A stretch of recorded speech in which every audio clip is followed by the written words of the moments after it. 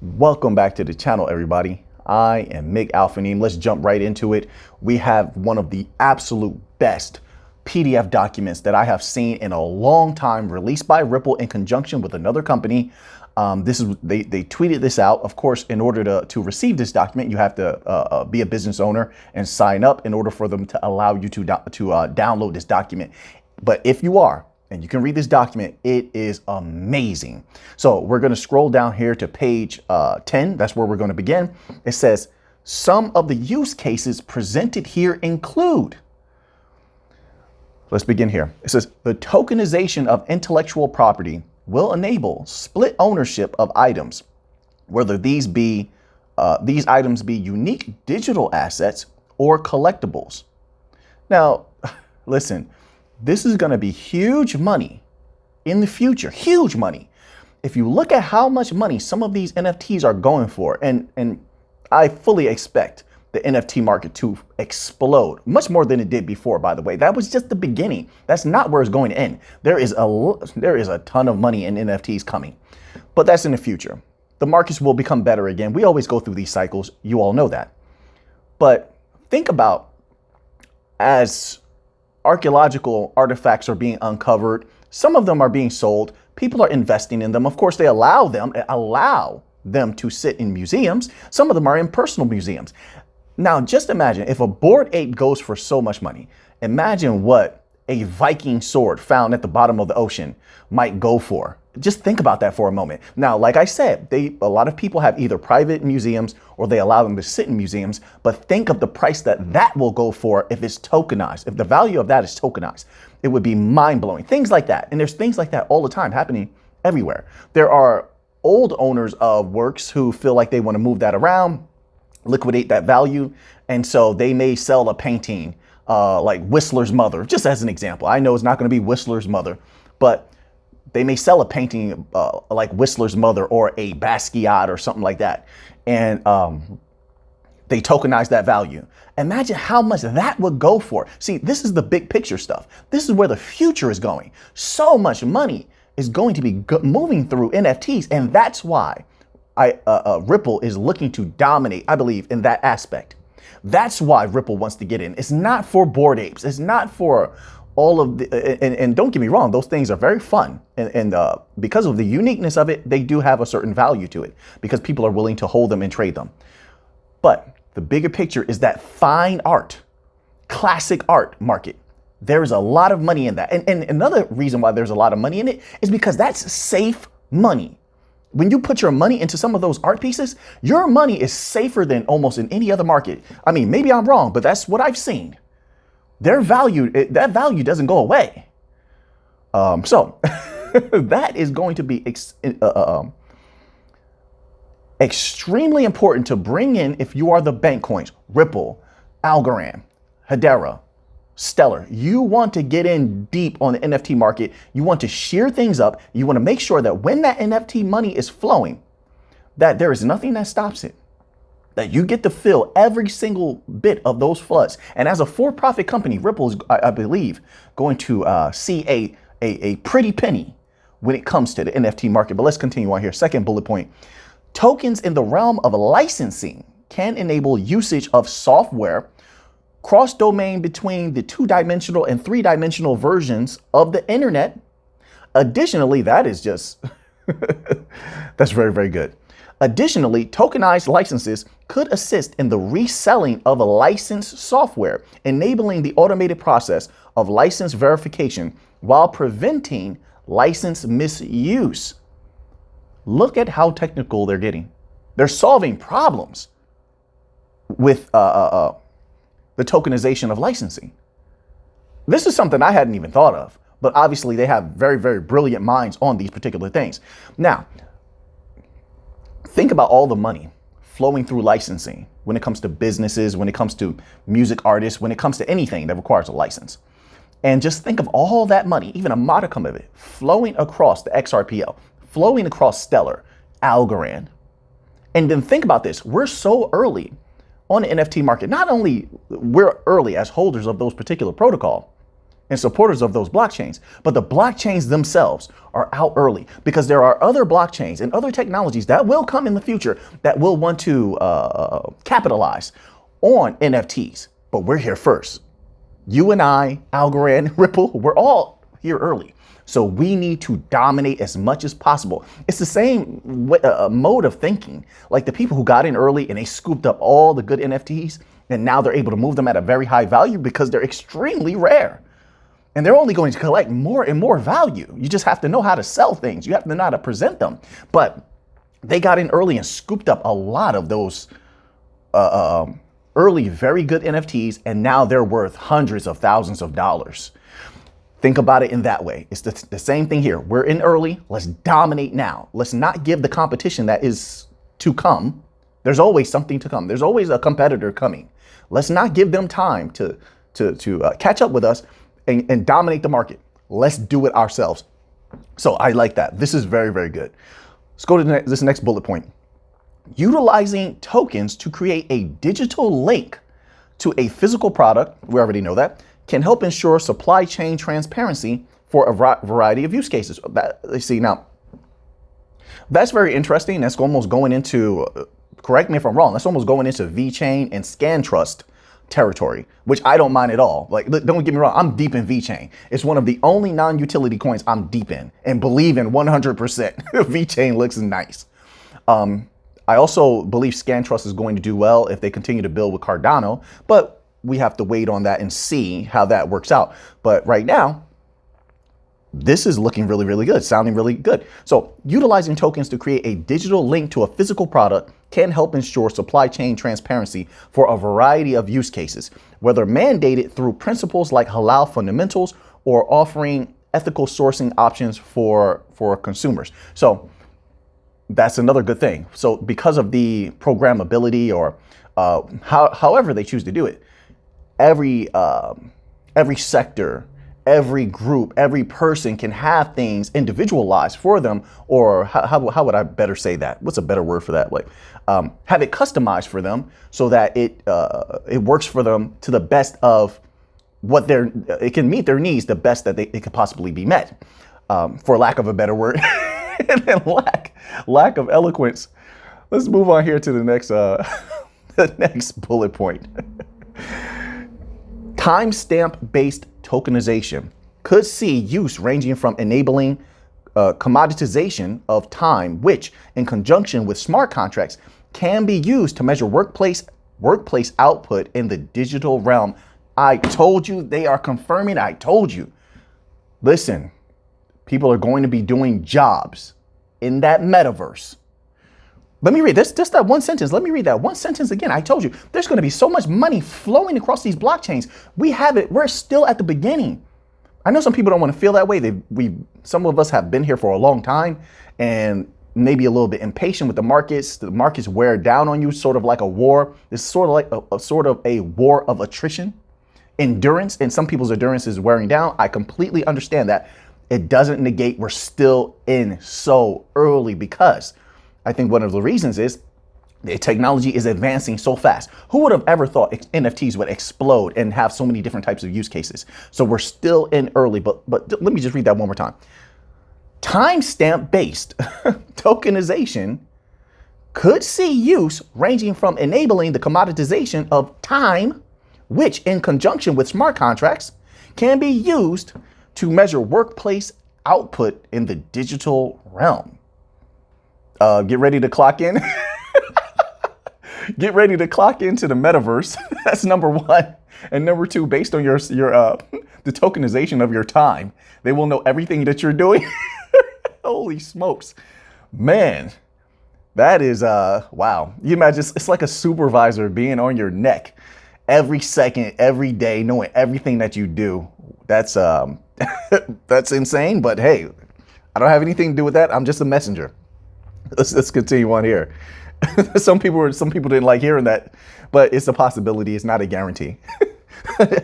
Additionally, timestamps can help provide immutability to revisioning on a B2B and B2C level basis, business to business, business to customer level basis, with the easiest analogous example in the current day being revisions of a particular article hosted on Wikipedia. Next bullet point. This is one of the absolute best PDFs. You have to read this. This is so good. And you know it's good when I'm having fun. I'm actually having I'm gaining a lot of joy actually doing this, having a lot of joy.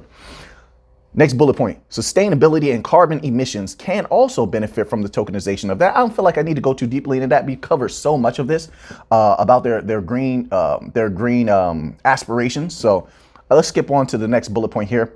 Triple entry accounting applications may provide greater efficiency for financial reporting, financial planning, invoicing, real-time tax reporting. Wow. Financial auditing and financing in the sectors of logistics and supply chain management with or without tokens. That is explosive. That triple entry accounting applications. Look at everything that they believe is possible. And if they believe is possible, it's to my understanding that when things like this are issued, they've already been testing it. This is why they're able to make such bold statements. This is an explosive document. That's a lot. There is a lot of money coming in based on facts, things like this, use cases. When that utility error kicks in, the people who are in deep, and this is not financial advice, I'm not a financial advisor, and there's no guarantees, of course. This is why we keep an eye on things. We question everything. We do our own research. We challenge things a little bit. Sorry, I'm not taking from my one of my members, Akuma, made a post like that. I learned to challenge everything. That's true. That's one thing you take from crypto is what I said also. You learn to do your own research in crypto. You learn to challenge things a little bit. And that's true. Look at that. Triple entry accounting applications. There's a lot of money coming in into the blockchains, the bank coins, in my humble opinion. And now I want to just skip around a little bit just for a second. We're going to stick with this document. But one of the reasons I say bank coins all the time, the bank coins and the finance coins. So finance coins, like I said, and certain utility coins. Let me put that in there because your VeChain is in there. All right. VeChain is in there, and Quant, something like Quant might be in there also because they have so many connections. I have to include them. They're connected to Chain. How many banks? Do you know how many banks Chain is connected to? So I have to include Quant. VeChain is in there. Finance coins like AMP token and Alchemy Pay. And then you saw what Flexa just did with AMP. Man, Flexa, I can't remember what it was. They did a big partnership like a few days ago. So Flexa and AMP, their finance coins, they're in there. And then of course the bank coins, Algorand, XRP, XLM, Hedera, Cello. These are things to keep eyes on, things that I keep an eye on, okay? The reason I say that is because of the push that is to come to eradicate most of crypto, and they will get rid of them. There's over like 19,000 coins and tokens, things of that nature. They're going to eradicate most of that. We have an article here, actually. Let me see if I have this article up. There was an article I had here. Here it is, right here on u.today. Okay, this was on their front page, so you can head over to u.today and check out some of their articles. I'm just going to read the headline. Most cryptocurrencies might collapse. This was just one article. I read two of them in one day. So they're ramping up this rhetoric that most of crypto is going to go away. And I do agree. I agree. Most of it is not compliant. Most of it is, a lot of it is scam coins, rug pulls, setups, and when the SEC and other governmental entities come in, they're going to wipe all of that out. But you know who's going to be last? Who's going to be the last one standing? The bank coins. They're compliant. They're in there. They're already tight with the governments. And a lot of that money, a great amount of it, is going to flow into those bank coins. This is not a matter so much of guessing. It's a matter of cause and effect, an observation of cause and effect. Now, understand that there's a little bit more to cause and effect because you have conditions. I've said this before. Out of conditions arise causes, and causes give rise to effects. Now, if you have high observational skills, and this is where doing your own research comes in, it's just a matter of how much you want to stretch your mind to do enough research to see all of the conditions and then perceive what causes are going to come out of them. Sometimes we could actually witness them in real time. The causes rise out of them, and then we know we can deduce what the possibilities are for effects. This is simple mental mathematics, okay? Simple calculations. And if you're meticulous enough, it's easy to see what the effects will be. And so coming out of this, so the effects of something like this, all of these things, the collapsing of most of crypto, the eradication of 99% of crypto, plus all of the utility that they're going to require from NFTs, and having the bank coins be possibly the last one standing, means that a lot of money will be flowing into the bank coins, theoretically speaking. Let's go back to the to this document. Let's continue on here. It says tokens could also play a significant role in cloud computing, enabling traditionally closed network systems like supervisory control and data acquisition (SCADA) systems to move into the digital realm. Everything is going to be digitized, tokenized. I don't know about a metaverse. I just know that they're going to exist digitally to some capacity. You know, I think the metaverse is just the beginning, and there are greater things to come, right? Superior things. I won't say greater, but I'll say superior things coming. But look at everything that they're thinking is possible to be tokenized, right? Digitized. Okay, so let's continue on. It says, because of blockchain's immutability, they love that aspect, the immutable nature of it, and verifiability, providing security to these platforms. They like that, to be able to go back and check. See, there's a lot of things going on in the world now, especially when it comes to governments and businesses, where things happen and they're easily erased or hidden. There's a lot of open cases on certain things legally. And so now with immutability, if something happens, they can go back and look, they can check, they can see what happened. Where did this come from? Where did it go to? Traceability is there. Transparency is there. And they really, really desire to have that. Another reason why the bank coins are so delicious. Next bullet point. Identity tokens can enable individuals to prove their identity with a token without revealing personally identifying information. The safeguarding of P2 is especially important given the concerns over data privacy in the metaverse. Well, they're going to have options, clearly. That metaverse is going to cough out so much money. Listen, they're going to be businesses will be run on the blockchain in the metaverse. Banks, I know commercial banks will. I don't know about central banks. They haven't made any statements on that yet, but commercial banks, I believe, will be in the metaverse. They almost have to be. People are buying houses in the metaverse. Land is tokenized there.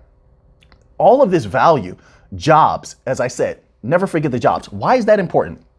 Payroll. People, all of that payroll money flowing across the blockchains means that price would raise. It would raise. Right? So then on top of that, not only that, I have so many thoughts, everybody. Sometimes I pause just to give myself a little bit of time to think and clear my thoughts. Not only that, people will be shopping in the metaverse because, and this is, people are moving very fast. I've seen a lot of things going on virtually. There are already people meeting up with each other. There's offices having meetings in these virtual worlds. I didn't even know that was happening until recently. I start seeing a whole lot of things come out. So people will be purchasing their clothing because if you're going into a meeting, whether you're in the real world or not, you may want to wear some nice clothing, a suit, pants, shoes, sneakers. I mean, all of these different things people will need to purchase, not because only because they want to purchase it, but because if you have a job in that metaverse, you better have a uniform, right? You better have a suit. You better have the appropriate clothing. You want to have, I mean, there's so many things that they're going to be doing. So you walk into a digital store. Let's just give an example.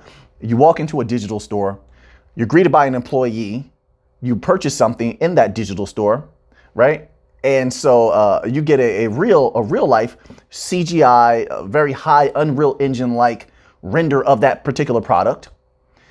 So you can get the experience. People want the experience. That's why they have all of this virtual reality stuff going on. They want the experience without actually being in the world. That's just how it is. So once you purchase that with real money, it's moving across the blockchain. So that's more money flowing across the blockchain from stores, which then implicates what? Oh, by the way, they send you the actual product to your house after you purchase it. So the representation of it, the digital representation, is attached to something real that actually gets shipped to you. But you'll have stores and jobs. We're talking about entire economies possibly residing within that metaverse sphere. That is a lot of money. So when we're looking at the bank coins being possibly the last one standing, we're looking at a ton of capital coming in the future. Who knows when it's going to happen? I don't have a timeline on that, but we see that people are expediting the building within the metaverse, like Zilliqa with their Metropolis, which looks brilliant, by the way. Let's continue on here. Next bullet point. Decentralized finance is growing, seeing more interest from institutional players.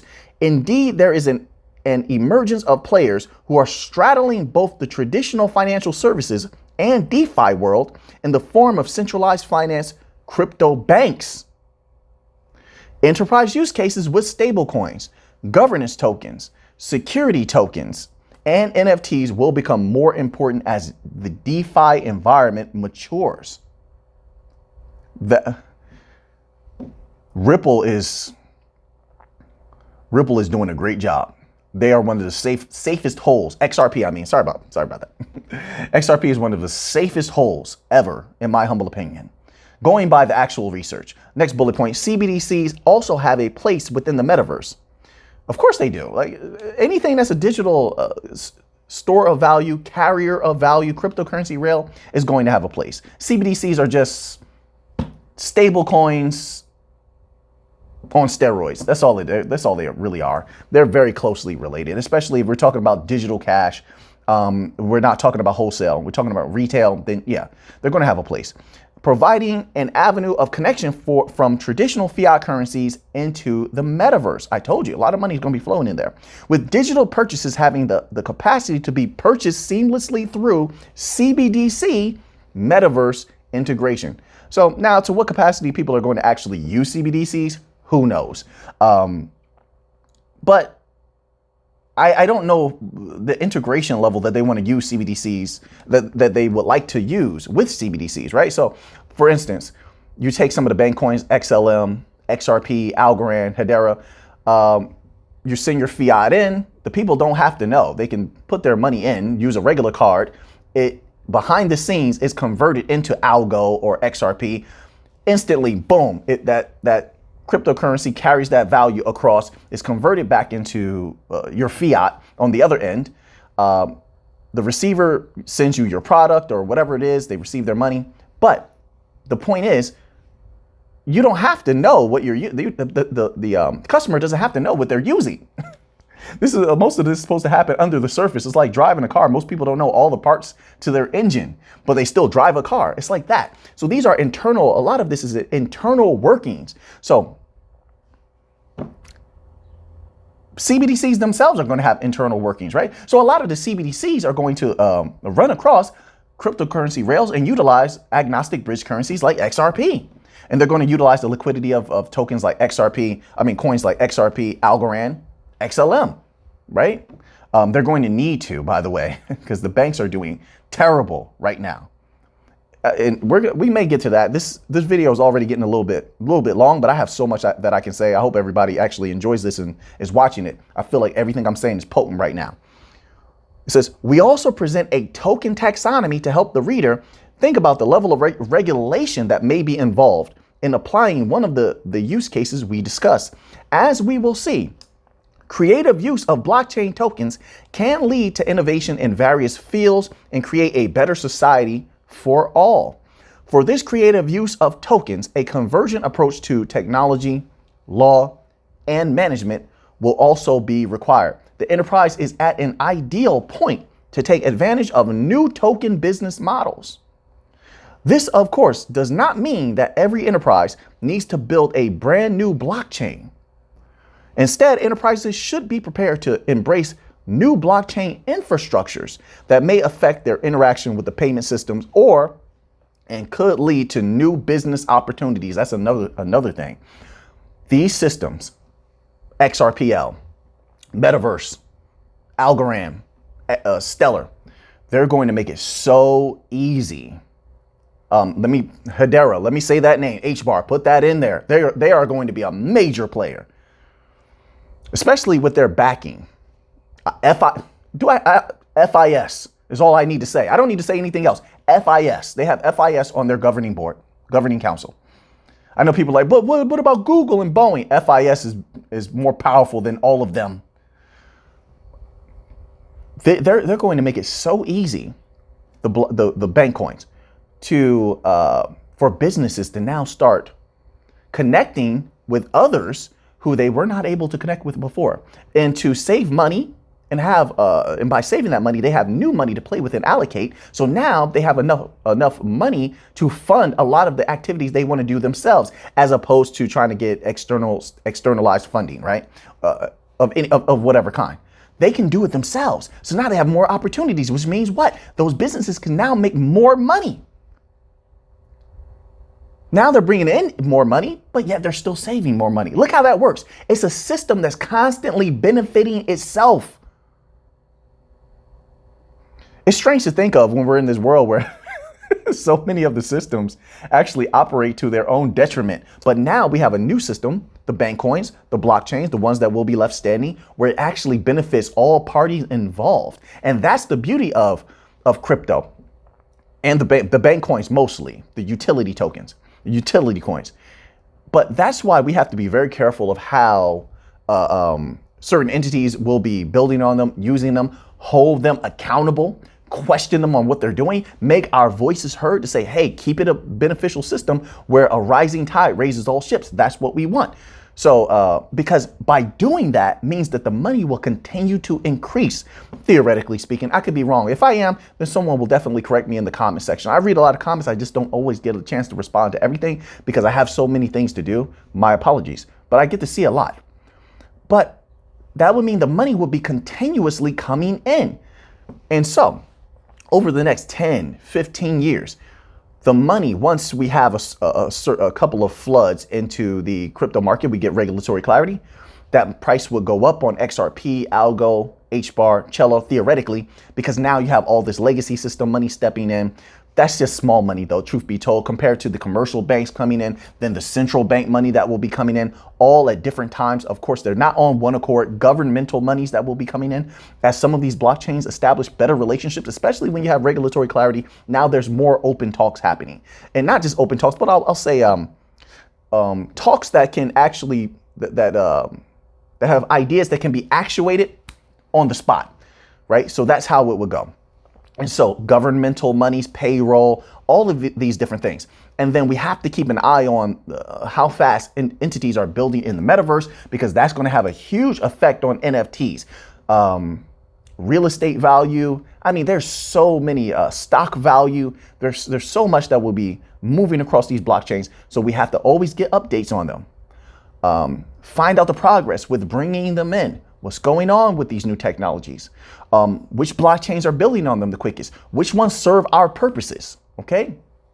So I'm going to, tomorrow morning, I'm going to make a members only video and cover some more from this document. I have another document that I want to cover also. So if you're not in the members only section, make sure you sign up. Also, I have been posting some documents there. If you want to, you can go read some of those documents. I believe I placed a very good video or two from a certain large supervisory entity. You can give that a watch. So you have documents there. I will be putting another members only video out tomorrow morning. So sign up in the members only section. It definitely helps support the channel. The channel is pretty much being kept alive by the members only section, and I greatly, greatly appreciate that. So now let's go here, okay? This is from you.today. It says 650 million. Money. 650 million XRP moved by Ripple and anonymous whales. Interesting. Some lumps carried 130 to 210 million XRP. Let's just read just this little bit, and then you guys can head over to u.today to read the rest of the article here. They do very, very good work. It says, Whale Alert Cryptocurrency Tracker has shared that in the past 24 hours, more than 650 million XRP has been shifted by several crypto exchanges and anonymous wallets. Per several recent tweets, Whale Alert they're repeating that again. Let's skip that little part. Okay, I'm going to let you guys go there to read the rest of the article. I'm going to stop there. I don't need to read the rest. Ripple knows what it's doing. It's priming its corridors. The corridors and the liquidity hub are not fully 100% up and running. I mean, I believe the liquidity hub is supposed to go off later this year, correct? I think that's what it is. And when that happens, we need to keep an eye on that. We definitely do. But without regulatory clarity, we don't have the banks ready to, not ready, but we can't actuate that the way that we need to. You know how they say that flip of the switch where all the banks are able to begin utilizing the network all at once, which would need to be that. I don't know if people understand that. When you have a system that's like a web or a network, everyone, in order to benefit from that system, everyone in that system must be able to utilize it all at the same time. So a lot of banks have hundreds, if not thousands, of different ties to businesses, other banks, especially you're talking about interbank payments. I need to be able to send, let's say I'm Bank of America, I need to be able to send some SDRs or something like that to IMF, receive some SDRs for internal funding or something like that. I also need to be able to send maybe some interbank payments over, just as an example, okay? Example, I'm not saying this is accurate. To Santander, maybe Santander sends something to me. I need to send some stuff to this business here. So I need to be able to do all that all at once. I'm not going to use your system. This is the point I'm getting to. I'm not going to use your system if I can only send money to one entity. I might as well have stayed with the legacy system because I can at least utilize their capabilities to send money back and forth to more entities. So with that thought in mind, and hopefully I stated that clearly, you literally need the system to go off all at once. So until you can flip the switch and have everything start up all at once, everyone be able to use the liquidity hub, the XRP all at once, all the banks. Until then, you prime it, get everything set up. Test it out. You test things out little by little, by the way. Just because I send 630 million XRP to this corridor doesn't mean I have to use all of it all at once. So you might not see that price move because I'm just priming it. I'm just testing it. So maybe we send a few XRP every hour, every few minutes, or some way that it doesn't make too much volatility. We just want to test it. We don't want to spark the market just yet. Because if we did spark the market, then that that volatility would be used against us. You know that what they were going to say, well, crypto was so volatile. That volatility is actually proof. This is what they don't tell to the lay person, the regular person. They don't tell them that volatility is a sign and proof of high liquidity, the possibility of high liquidity, because yes, it can go down, but it also can shoot up. You can raise the value up. People are interested in pooling their money together. It's a proof of the idea of having so many different individuals and entities pooling their money together in order for that price to rise. That is the beauty of what we actually have witnessed. The pendulum swings equally to the left as it does to the right. That's an immutable law in life. And usually I believe that the precedent left takes precedent to the right. So yes, we're going to have that. We have that volatility now, but understand what we are witnessing. Proof of high of liquidity. Both and it goes both ways. The sword cuts both ways. So in one way, we should take it as a warning when it comes to, let's say, like stable coins and other non-bank coin crypto, that yes, they can crash. We do experience large crash. Now, with that knowledge, what do we do with it? We have to come up with solutions. Don't just look at the problem, come up with solutions. And that's what I like. So the solution is to make sure we have enough liquidity that we can negate volatility. That's what Ripple did. So when they talk about volatility, XRP shouldn't be included in that conversation. Not in the future, not when it's serving its actual purpose. If everything goes according to plan, that volatility will be negated. Why? Because of the liquidity hub. When all the banks are pooling their money into XRP, they will stabilize it at whatever price that they want. It has to be agreed upon. Each bank is going to agree to their fair share, so to speak. They're not all going to send in the same amount, of course, but there will be an agreement upon their fair share, based upon what their maybe total assets are, total capital on hand is, whatever it might be. They will have to agree on that. Then they will pool their money together, and that will bring the price of XRP to a level that they are satisfied with. And nothing will be able to move it because no one will be moving enough money to actually cause any type of significant volatility at all. And those people who sell, I don't believe they'll be able to get back in at a certain point. And they might not need to, because if the price goes to a certain range, they might be satisfied with what they have. If they sell, they might be satisfied. But once they do, I don't believe that they will be able to get back in. In my humble opinion, and I'm talking about in the future, okay, as XRP comes into its full potential. And the banks are fine with that because think about this. They're not going to lose much, even with a little bit of volatility. Not volatility, maybe a little bit of a dip if people did sell. And I don't think that it would be significant to see that much of a dip. But think about this. They're saving so much money and making so much more money. That won't matter. If they're making it, let's say, I'm going to give you just as an example. What do I care if you sold your XRP for $1 million? If the banks are making $600 million at that time, I don't care. That 1 million is completely crushed. I almost don't even notice it. It's like an insect on a windshield. And there's not a lot of XRP holders at all. There's a lot of accounts. People have multiple accounts. They have multiple accounts. Keep that in mind. There's not a lot of XRP holders. And they will not be a blip on the bank's radar when this all goes off. So yes, you will be able to, hopefully, not financial advice. I'm not a financial advisor, but you will be, hopefully, if everything goes according to plan. There's no guarantees, everyone. But without those guarantees and not financial advice, yes, some people will, depending on how much XRP they have, they may be able to accumulate generational wealth. And while to you it will be significant, to the banks, it won't even be a blip on their radar. It won't be. There's not enough XRP holders. And XRP will have served its purpose. So you know what's crazy? I have 1, 2, 3, 4 other tabs open I didn't even get to, but this document was so good. I love reading a good document. There's a lot of bad documents out there. So, when I come across a really good one, I enjoy it. So we'll go over some more of these articles tomorrow. We'll come back. Members only video is going to happen first, probably in the morning. So now that you have that information, what are you going to do with it? I know what I'm going to do with it.